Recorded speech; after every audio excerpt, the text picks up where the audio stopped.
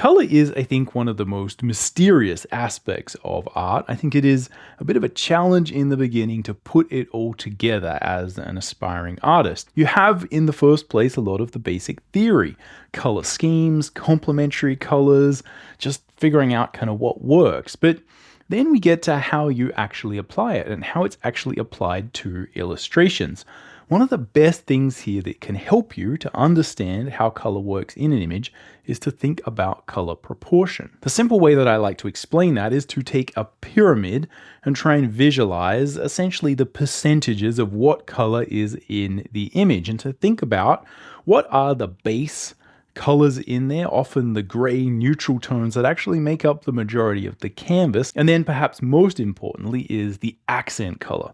This is where you really try and direct the viewer's eye to refine your 1, 2, 3 read, to enhance your visual hierarchy and really make sure that your viewer is looking in the right place. So while the world of color is infinite and complicated, especially when it comes to illustration and picture making, I think the idea of color proportion and thinking about color in terms of percentage is a great way to simplify a lot of what we see and really be able to kind of apply it to our own images.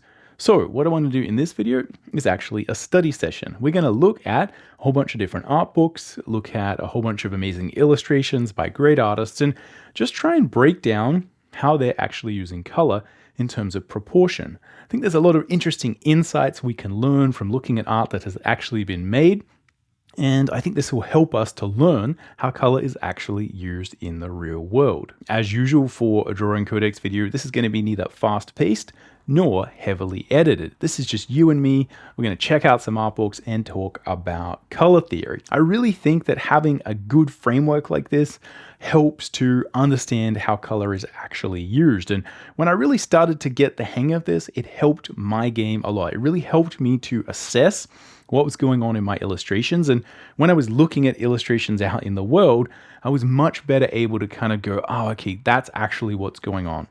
When we look at things just as a viewer, it's easy to miss a lot of the key insights about what's actually happening. So hopefully that sounds interesting. Hopefully you'll join me. Let's jump in and get started. Alright, welcome to the Drawing Codex. My name is Mcburnie. I've been a professional working artist for over 20 years, and on this channel, we're all about drawing cool stuff from our imagination, embracing the challenge of drawing, and mastering the craft of line and color illustration. Now, if you'd like to learn more about illustration and picture making, you can check out my free illustration mini workshop. It charts my journey going from an amateur to a professional, and I talk a lot about really important issues such as how to get more detail and polish in your work, how to plan your images, create thumbnails, and also a few thoughts on how to approach being a professional artist. As I said, it's free. The link will be in the description. Go check it out if that's something you're interested in. Let's quickly refresh this basic concept of color proportion and the idea of a pyramid as a good way for us visual artists to visualize this idea. Now, I have made a previous video on the Drawing Codex going into this in more detail, so check that out if you haven't already. The basic idea is you can look at any image like this and really think about, okay, what is the percentage of different colors in there? Like, what is the percentage of the yellow van? What is the percentage of the blue sky? And also, if you then sort of really translate that to some sort of visual representation of that, often what you find is like the majority of an image has this kind of neutral base. And we often refer to this as like the mud or the neutrals, the grays. And these often support the primary focus, the real sort of star of the show. And often in order to balance something that you really want people to look at, you have to create a lot of nothing that is going to help contrast that. And often that base can just be, very bright colors, and you're contrasting that with maybe a lack of color. This image actually works that way, where we have a lot of bright, vibrant colors, very sort of comic booky, sort of cartoony look. And I'm actually really sort of highlighting and drawing the eye by having this kind of white lack of color. So we can think about this again as being nuanced, but the baseline here is that you can look at any image and you can break it down proportionally and just kind of look at what colors are there and what looks good and what proportion of colors are in images that you like. And I think if we think about this and you can analyze an image as proportionate, and what colors actually go where, it's a lot easier for you to understand and then apply that to different images that you may be working on. All right, to get us started, look, this is me. I'm always going to show some Frank Frazetta art because I think, as always, it gives us a good insight into multiple things that are really good and work about illustration. And I think this is one of the best examples of how thinking about proportion and color is really, really useful. Now, it's actually interesting if you read the description here, where he kind of says, just putting this little sort of speck of green, this smudge of green here, really just was this artistic decision to kind of just say, hey, he's saying it just needed a little bit of green to really make it work. And I think that is actually often how we think as artists. When you sort of get good at this, it's not always a matter of visualizing, again, some sort of color pyramid and trying to think about, okay, what would the percentage of color be? Because in this case, it would be, I think, a lot of these kind of reddy, browny, muddy colors. There's a big chunk of this black. There's a big chunk of this kind of red. And then probably really that accent color, the thing that really just pops off the page, is this green. And it's interesting, you can see there is some sort of blended into elements of the figure. And again, Frazetta has a very sort of sophisticated, almost again impressionistic way that he often applies this color that's very sort of artistic, which again is one of the reasons I always like to sort of bring it up. People who sort of mix illustration, commercial art that has a lot of impact, but also again that sort of subtlety of the surface of the painting being quite nice. But often again, you're not always thinking about it analytically.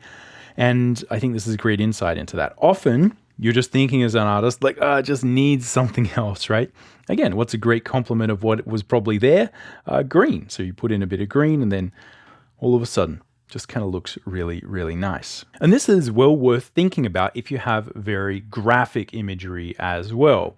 So here we have a very sort of black, like sort of harsh image where it's very graphic. You have these big shapes of red and yellow. And you can see that, again, the majority of this image, as would be the case for a lot of people who use a lot of black, someone like Mignola that we'll look at in a little bit, also has this. A lot of black, a lot of ink. Most of the image is black. And then we have these reds, and there's a little bit of yellow. But I think the real important thing to note here is that obviously you can view this as a pyramid and just understand the basic sort of proportion that you have going. But also, the more contrast there is between something like the dark and the light, the more your eye is obviously going to go there. So again, in this case, the thing that really kind of sparks your eye is probably this kind of yellow, right? That really gives you a nice sort of lead into the image. Always kind of draws our eye, I guess, a bit more this way as opposed to this way, because this compositionally actually is sort of doing a lot of what you're not meant to do, which is direct the viewer's eye straight off the page. So potentially putting a little bit of something over here really helps, which is not to do with color proportion, but also understanding that the sort of contrast you have here, this kind of white and the brightness here will sort of really draw the eye in an image that is, otherwise made up of a lot of sort of grays and sort of mushiness and this sort of black and white, this black and red sort of graphic imagery. So again, I think the interesting thing is always that the way these things are often applied is very sort of interesting and nuanced. But I think if you do just kind of look down and break down this type of image, you are probably going to see a lot of black. There's a whole chunk of red. And I think it's obviously employed a lot of this yellow to really kind of help draw the eye to different bits of that red. And you can see, again, obviously the yellow is kind of, hinted at other points in the lava down there. But it really is this sort of white that actually leaps off the page. And that's because, again, as an accent, it's really, really contrasted to everything else on the page. And again, that's why often even a lack of color, a white or a dark or a real sort of black, can really help you as a sort of singular accent color. I always like to bring up this one because, again, I think it's a good, nicely balanced illustration that has a lot of narrative to it. And here you can see that most of this image is this sort of gray, purpley, blue, kind of muddy color. And this is so important to understand when we're looking at a lot of color proportion, is often we remember the things that our eye is drawn to, like the giant yellow moon. But a lot of what you're doing as an artist is working in these grays.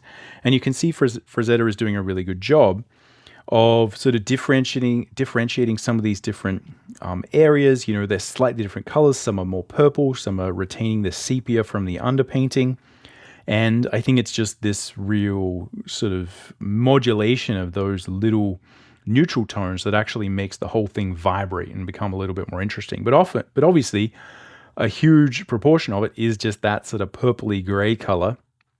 And, you know, I'd almost say that the werewolf itself is not that much different. It's mainly tonally separated. But we really see, again, there's this big accent of, small accent of red along the mouth, and then obviously this giant yellowy sort of orangey moon. And, you know, there is a bit of this sort of green of the cape here. But yeah, you're sort of looking at, again, the vast majority of the image being this kind of one monolithic purpley gray. And then we've got a small accent of orange and yellow. And then, again, this sort of red that's really sort of drawing the eye. And it is that sort of difference that you really see. We see the green here that's going to sort of pop from the rest. And again, it's not that green, but compared to everything else, it appears sort of very green. So, you know, you're getting these kind of accent colors really sort of jumping off the page. And that means that our eye is drawn to that sort of primary read. And our eye is kind of constantly drawn this way because there's so much contrast value-wise between the character and the moon as well. So again, your eye is sort of able to sort of bounce around and move around, aided by the composition, but also the color in many ways. And although there's a lot of detail here, mostly what you're dealing with is these kind of mushy gray nothings. And it's so important to understand that as an artist, often we don't see this stuff, but it's just as important to draw that as well, and just as important to kind of get it right. In a similar vein, as I mentioned, we have someone like Mike Mignola. Now, it's important to remember that although Mike Mignola is the artist, frequently there is an actual colorist that is putting a lot of effort into here. Although, as we'll look at, Mignola often is actually designing how I think a lot of this stuff actually is meant to go. So, although I think, again, it depends which image is which, but often I think his main colorist is Dave Stewart.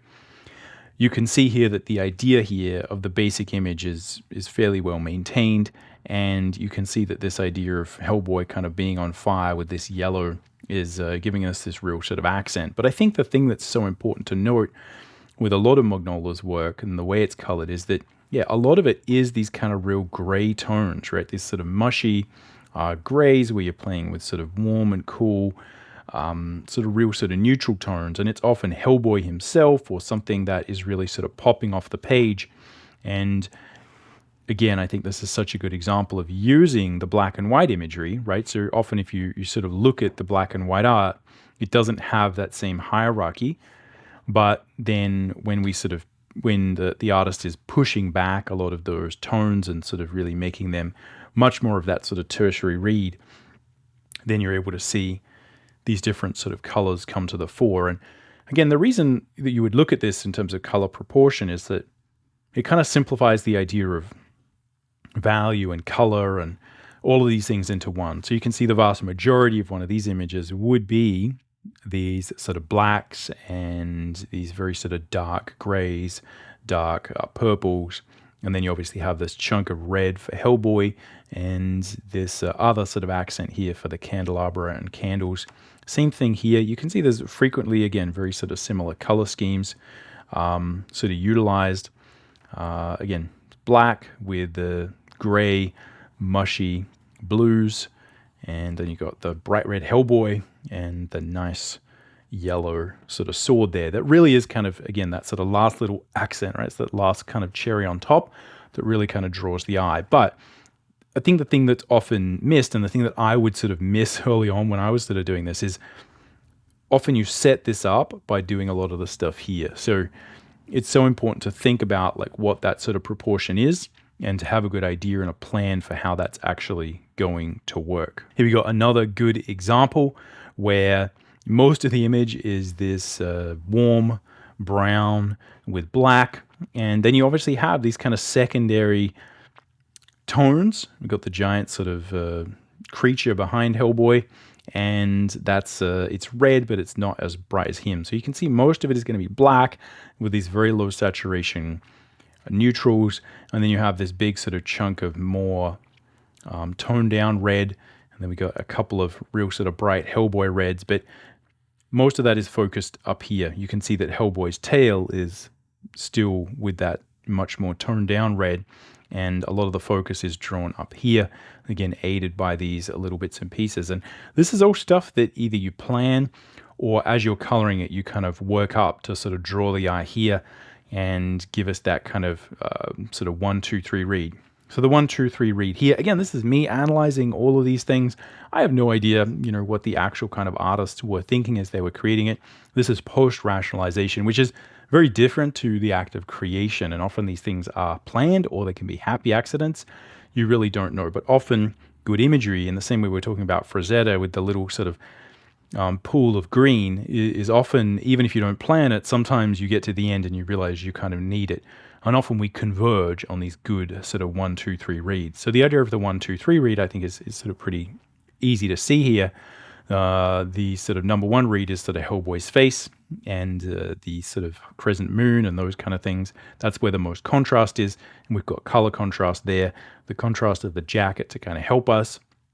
The tertiary read would probably be, pretty much sort of everything in the sort of character space there.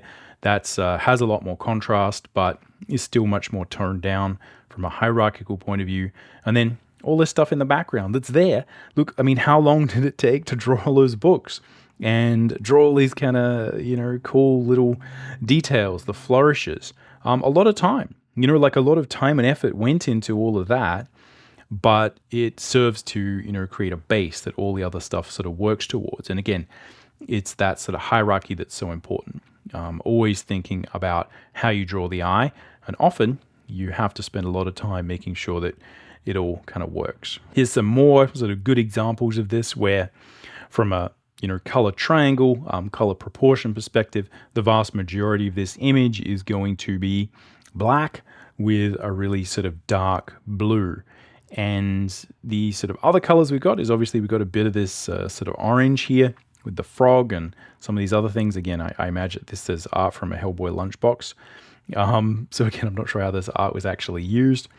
But yeah, you can obviously see that the accent colors are this kind of magical sort of energy that is this bright, low saturation yellow, and obviously Hellboy's kind of red. And you can see that a lot of the imagery is built around the idea that Hellboy is red, and that's always going to draw the eye. So if you kind of have a character that works that way, you frequently are going to place them in situations where the backgrounds are dark. And, it's just a really good sort of scheme and a way to make this work. So you can see this, functioning as well with a lot of the comics, drawing the eye with these sort of different proportions of color. And it is often really sort of pulling a little bit of that red from Hellboy's sort of body here and there that is frequently allowed to kind of draw the eye. And you see that sometimes it's toned down, sometimes it's pulled up. Again, all to make sure that your kind of eye is led in a really nice way. So when you're dealing with color theory, it is often good to go to some of the sources and look at people who are thinking about composition and art education. Edgar Payne, I think, is one of the better people to look at in terms of composition and sort of color theory from a classic perspective.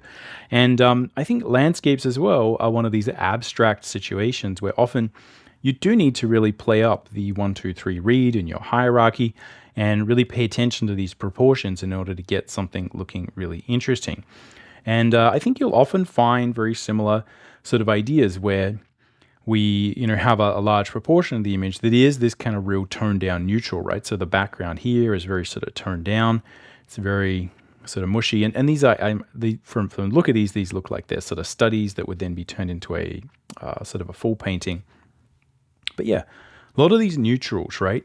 But that is contrasted with this interesting sort of green, yellowy grass. And then you see also there's this little bit of a red roof here. I don't know why this red roof is different to, some red roofs over here, but it's these sort of artistic choices that allow you to just really draw the eye. And, you'll see these sort of same strategies employed a lot of the time, right? Again, big sort of chunk of this. So if you were to think about the proportion here, again, the majority of it is going to be this big chunk of sort of bluey gray, and a large proportion of this is probably going to be very sort of neutral yellows and blues. And then where we sort of want more focus, we're sort of increasing the vibrancy of a lot of those yellows. And then we got a couple of these. They're still very desaturated red houses and white sort of houses. But again, that does sort of draw the eye and give us sort of something really sort of clear to look at. Same way here. Again, you're really sort of looking at a lot of sort of grays and neutrals. We got some blue sky. This really is just sort of all blending into one. But, just where we've got a bit of sort of reflected light or something like that hitting this sort of rock face, we're getting sort of really red here. And that is sort of drawing the eye right to the center. And again, it's always a matter of thinking about the proportion of color and setting up those sort of real accent colors by creating other sort of neutral values. So yeah, Edgar Payne definitely representing sort of great proportion of color, great abstraction, so many different color schemes here as well. Again, these are probably a little bit small on screen, but yeah, if you can go check out some Edgar Payne art, it's all really, really amazing. And again, you see a lot of the sort of basic ways that, we've got these big sort of areas here, and it's often where, you're seeing these kind of very graphic shapes where we're hitting a lot more sort of vibrancy of color, where that really sort of creates that focus. But yeah, as I said, well worth checking out. I always think that Robert McGinnis is a great example of a lot of this stuff, because even though he's often doing, sort of pin-up art and very sort of simple images, I think he's one of the best people at making this type of stuff look really, really good, where you just have scantily clothed women in that sort of particular sort of pin-up vibe. But again, pay very close attention to the proportion of color and the way that a lot of these sort of grays are handled. These things are very sophisticated, and thinking about the proportion of color, like what percentages there, is a very simplified way of looking at it. But I think we can still gain a lot of insight by just kind of looking at how this functions. But obviously, I think Robert McGinnis is a great example of someone who is really leveraging a lot of these neutrals and gray tones and getting a lot out of them. There's a lot of color vibrancy that you see in these backgrounds, but still, at the end of the day, a lot of what you're seeing, even with the figure, even though the figure is kind of coming out from the background, she's kind of blended in from a color perspective with everything else. And you're not really, she is kind of part of the background to a certain degree. It's a very sort of ambiguous thing. But the majority of the image is this kind of gray, mushy nothing. And it is really here where you see this kind of accent color, right? We have the blue and the red, and then we also have the sort of orange and this similar sort of color up here in her earrings. And then there's just a little bit of that red in her kind of lips there. And so it's just these things that really kind of, again, draw your eye up here and sort of pique your interest, right? It gets your kind of visual sort of stimulus going, right? To see that kind of red there. Very subtle, but I think just paying attention to this is so important. And often, I think, again, as I keep saying, the key insight here is pay attention to all this other stuff here. This takes just as long to paint, and it's just as important. And I think if you sort of understand how to get the most out of your sort of massive base, the sort of mud, the gray tones, the neutrals, it really allows you to create a sophisticated image that still has a lot of pop. Here you can see, again, there's like a massive proportion of obviously sort of bright red, very sort of graphic, it probably has a bit of like a sort of romantic sort of vibe to it. I think probably that the key accent here, and this is something I think is really worth mentioning, is, again, often when you have a really saturated image where everything's sort of red, like he's red, the background's red, none of this stuff is really sort of popping, but her dress is kind of white, so it gives us that void of color, and her skin tone is also a little bit sort of brighter. So we're really kind of drawn to the female sort of figure there, and that really sort of helps to make everything interesting. So from a color proportion perspective, what you're seeing here is mostly greens, dark greens. Again, there's some vibrancy there.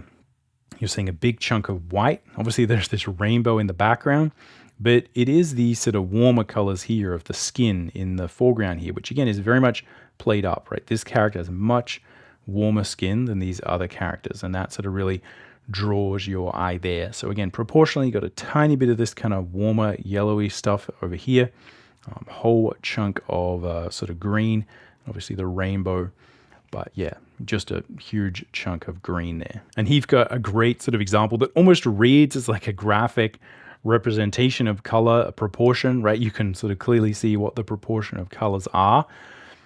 And again, this is another example where increasing the contrast of sort of one form versus another is going to get you a lot more out of maybe a much more sort of limited palette. But yeah, you're looking at here a lot of sort of whites, a lot of neutrals, a lot of sort of darks and dark greens. But, you know, there are these sort of sparks of color that really sort of pull us forward. We've got the character's face that's set against a blue shirt that I think is, again, I would imagine that's sort of not an accident. It really sort of helps to create some color vibrancy there. And then again, you've got these sort of pink pineapple sort of drink flowers thing, whatever's going on there.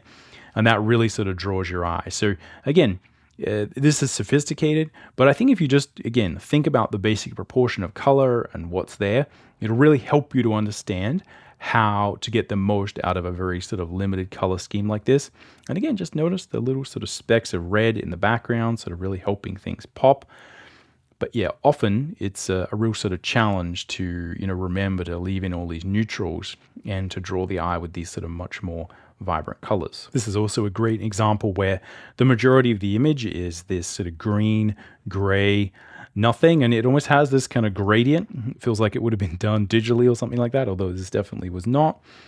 Where we're sort of graduating to more of an orange, this kind of spotlight, and then you just have this sort of yellow sort of figure there. So again, with this sort of pink hair, very, very sort of striking image, right? And again, color proportion wise, it's so important to understand that the thing that really makes this stand out is this monolithic mass of other stuff that is kind of not really doing anything. Obviously, a lot of these are covers for books, so, you know, there's going to be a, you know, big sort of title there. But yeah, really, really good example how the sort of vibrancy here is set up by a lot of the sort of nothingness that sort of surrounds it, that it took just as much time to paint and was just as important. If we look at this from the perspective of designing a animation or a film, we can look at similar ideas. Now, this is the art of Porko Rosso, you know, a film by Miyazaki. And often what you're going to see is a lot of blue.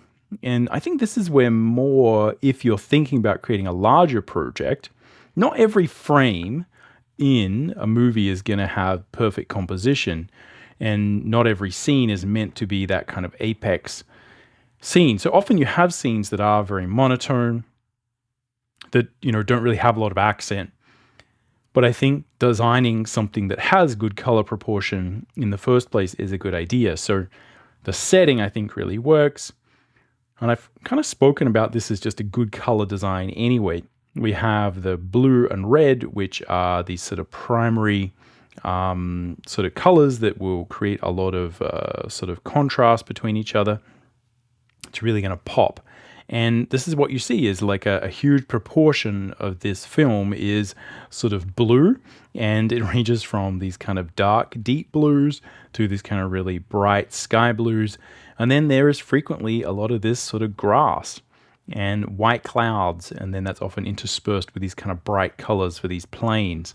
And so you can see that if you kind of get a good baseline proportion, right, if you sort of think about this from a project standpoint, right, like what is in the bottom of the triangle, what is like most of the color, if it's mostly kind of blue, you are going to be able to sort of contrast that with other colors, and then you can kind of start to build designs based on those kind of fundamental color scripts. It's a really good way to think about a project, and it means that, again, often when you have different characters in different scenes, that it will all kind of work. And I think this is, again, a good visual representation of how the sort of whole film tends to work out. You've got a lot of these kind of neutral tones with very sort of strong blue, and again, there's a very strong evocative feeling from that blue.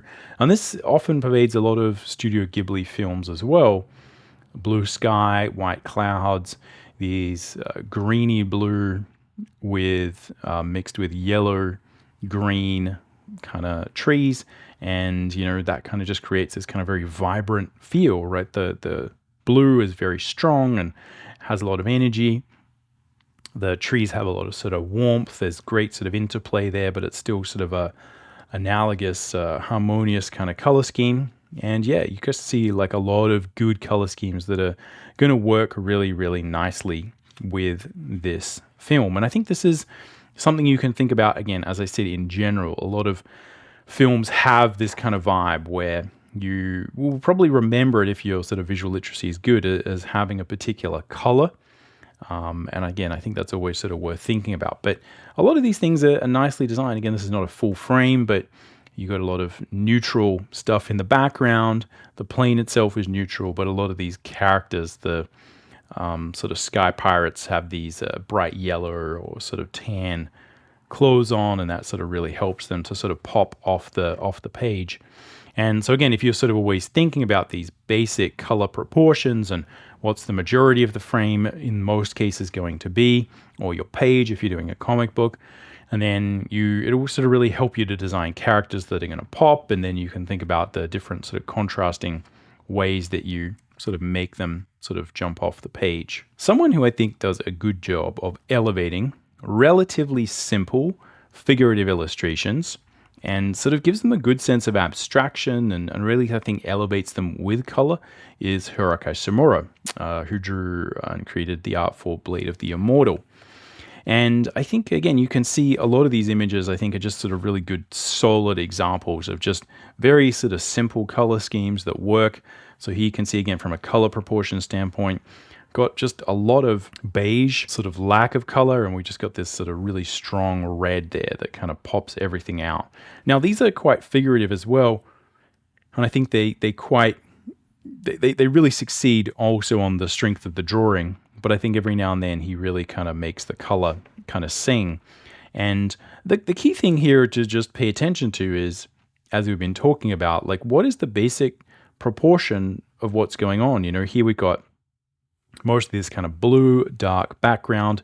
We have this kind of gray, red nothingness, which is going to contrast pretty well to this blue. But again, you know, the vast majority of the image is this kind of darker saturated blue, and then these kind of sepia tones that are, you know, very sort of gray and mushy in those sort of mid-tones. Really where it's you're seeing that sort of vibrancy is that is contrasted with a sort of complement of this very bright moon, yellowy, sort of beigey color. And so that's creating good vibrancy between everything else. There's obviously great graphic design, so this works very much on a tonal perspective as well.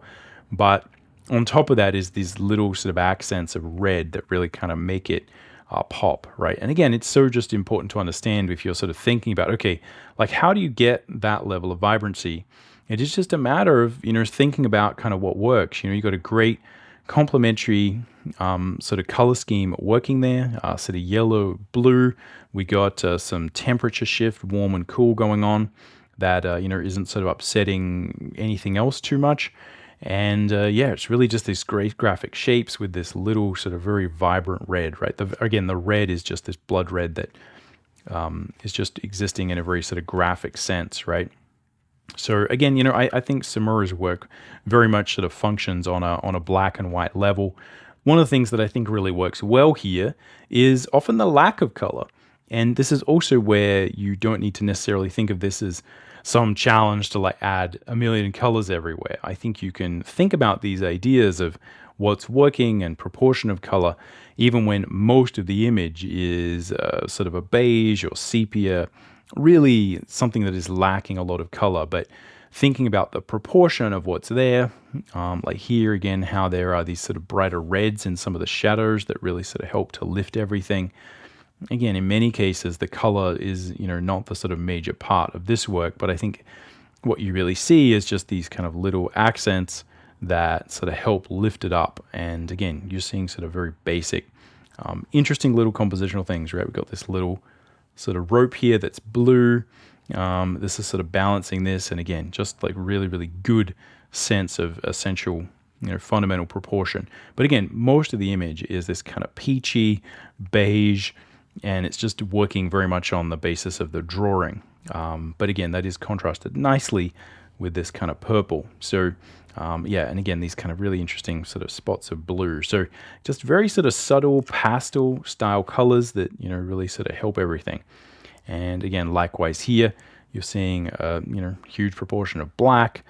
We've got sort of bright red, yellow, and these little sort of accents of blue that just help sort of to spike everything.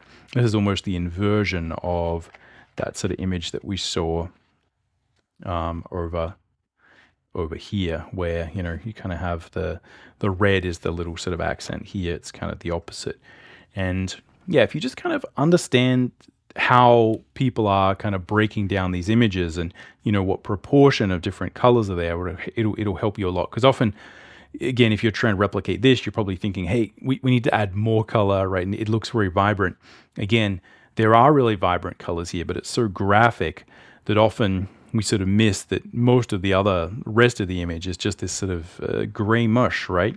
Or sort of very sort of simple tonality. Again, not to say that's a bad thing, but often less is more, right? And if you're going for something that's very graphic and very sort of interesting and very sort of striking, often that can work really, really well. Lastly, if we take a look at the classic Capcom design works, one of the interesting things is obviously how this idea of color proportion relates to characters and character design, and also what happens when you have a whole bunch of characters that have to go in a big illustration that kind of don't match. I think this is one of the most challenging things to do, and I think it's well worth sort of really looking at how artists handle these tricky situations. But I think, again, Mega Man is like a really good example of basic color proportion. He's mostly sort of Mega Man blue, sort of cartoony metallic color. You can see he's got, again, these sort of red sort of boosters and, these red sort of power thruster things. But mostly you're seeing the kind of skin color contrasting that. So it's an interesting sort of contrast. But again, think about color proportion and start to notice how different designs are kind of handled. Again, different sort of genres are going to require sort of different things with much more realistic sort of designs. Often you're dealing much more with graphic silhouettes. And frequently, although the silhouette is really important, and often when we're sort of thinking about design, we consider, here we go, here's a good example. Often we consider the silhouette to be this external silhouette, and that's often what we're really sort of designing for. But also just as important are the internal silhouettes to create something that's very sort of iconic. And I think this is obviously something where people who are heavily into design are thinking about color proportion and making sure you've got a good sort of mix and proportion of colors. You've got your sort of accent colors that really sort of work. And again, there's a variety of different ways you can make this work. If you are dealing with an IP that has a lot more color, it is much more about color, internal silhouette, sort of breaking up the yellows and the greens and the reds. Or here again, the sort of different pink, sort of purple breakup. And you're frequently going to see this idea of having that sort of accent color or, a couple of things that really sort of pop off the page. And that's, often where you have a really sort of strong character design that works, right? Again, the proportion is going to give you something that's a little bit more iconic. But as I was saying, one of the trickiest things people can do is try and take a lot of these different illustrations and sort of combine them together. And it's interesting to see the sort of tricks that people tend to use. Frequently, the sort of shadows will become very sort of similar in tone. This is where it's really important to pay attention to, sort of warm shadows, cool shadows. But yeah, one of the trickiest things is these illustrations where you have a million Street Fighter characters or something all on one image. And it seems to be there's probably a couple of solutions that people tend to come up with. You can either grade the image down, make it all sort of much bluer, much more sepia. Again, it's important to have some sort of organizing principle, but this is one of those things where often these sort of big, complicated illustrations tend to sometimes break a lot of what is sort of good about illustration, because they often don't have a great sort of focus, right? It often is just like, hey, here's a bunch of sort of crazy stuff. So yeah, typically what you'll see is either we just double down on, hey, here's a whole bunch of different characters and they're sort of really interesting and it doesn't matter that they're all different, or you kind of really sort of, you can see a lot of the time the skin tones and everything is kind of graded and homogenized a little bit, or sort of pushed back and forwards in hierarchy from sort of front to back. There's a lot of sort of different strategies. But again, here's where you can sort of look at the proportion and try and understand, okay, even though you have an image and an illustration that has a variety of different objects and things in it, you can very easily kind of bring forward or push back the vibrancy of those, and that will sort of adjust that sort of color proportion you've got. Because even though we can see the difference between the green of Blanka's skin and the other sort of skin tones we've got, they're all actually sort of very sort of similar in tone, right? So that they're really sort of being pushed back.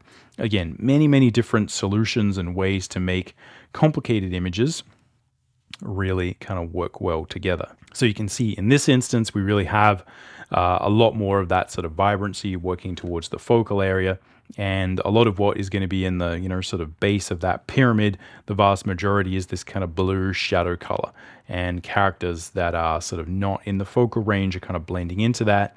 And you've got a couple of really sort of punchy reds that are contrasting against that, and they're sort of really coming forward. So, you're seeing this kind of interesting interplay where a lot of the characters are kind of homogenized into this background color.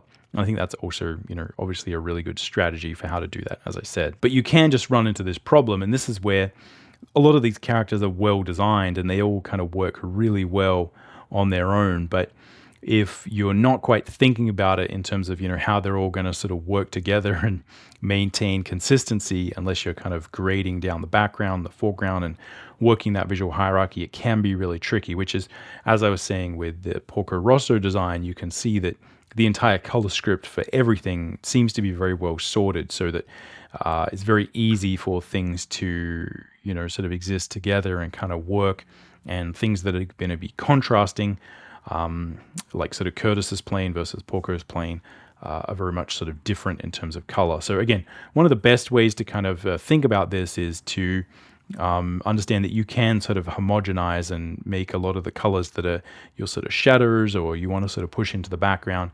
You can kind of squash all those down and really sort of make them part of that kind of larger gray neutral tone, right? Again, I think here's a sort of good example of, trying to do sort of some of that. But yeah, lots of really good examples, because often I think, this art is always sort of pretty successful, but frequently you are seeing people who are a little bit more design focused who are doing illustrations, and it is obvious that they sometimes really sort of struggle, sort of, making those things feel a little bit more illustrative. But yeah, often it really doesn't matter, because that feeling of there being a million different things that are a million different colors is very sort of exciting. So again, the bottom line there is, just sort of look at stuff and understand kind of why it works, and, why it's interesting and what the usage of it is. Frequently you might be looking at one of these big sort of Street Fighter posters or something, and again, the goal is not necessarily to always have this kind of perfect illustration. It may just be you're kind of looking at the chaos, and it's kind of exciting just because, it makes you kind of understand there's so many cool characters to play, and, it's going to be really, really fun. So that's what we've got time for on this one. Hopefully this was interesting to just kind of talk through and look at color proportion as it relates to kind of artists actually doing things. And I think this is where, again, often when we're talking about sort of illustration theory or these ideals, it often is ideal. We're kind of thinking about where we kind of have full control and like what would really work. And what you can see is, depending on how much control you have over the image, sometimes you kind of can't always get this kind of perfect hierarchy, this perfect proportion. And when you're looking at sort of films where often you're trying to design so that generally it kind of looks okay, but not every frame is going to work 100%. Often that can be a big challenge. Things get messy in the real world, and I think that's always important to understand. You can see with someone like Robert McGinnis, who is really creating these kind of artistic illustrations, these kind of paintings where he's really got full control over everything. And often when you do have a really abstract, simple image, like just the female form sort of reclining, you actually have to use a lot more of these tricks to create good visual hierarchy, to create good visual interest. Whereas when you have to paint every Street Fighter character from the entire game on one page, inherently that's a more interesting image. There's something fundamentally interesting about all of that. And there are other organizing principles that might work. But yeah, often just understand that depending on what you're doing, you may not be able to create sort of some ideal color proportion. And you have to have sort of strategies for, sort of how you manage that. And sometimes it might not matter. But definitely, if you are trying to really create something that feels more like sort of a work of art or an illustration, and you really are kind of trying to create that impact, right? That sort of primary read where people's eyes go to a particular area, I think it is sort of really useful to just consider this proportion and to just look at the proportions that exist from characters and sort of art that you like from your favorite artists. And I think that'll give you a good insight. You tend to see patterns for how people work. And I think that'll give you a lot of insight into how you might be able to build your style. Now, the key here is once you start to understand the proportion, you can get similar kind of feelings working in your art just by kind of copying those proportions. You can kind of think about this as a way to extract some very basic information from a scene and understand kind of how that's used. Now, again, it's not going to be perfect, but I think it's a really good start to get beyond the idea of just complementary colors or warm and cool. Those are all really important ideas, but I think proportion really rounds it out and gives you something that's very, very practical. So, as I said, hopefully this was interesting. Let me know if you've got any comments or questions in the comments down below. Other than that, we'll catch you around. Happy drawing.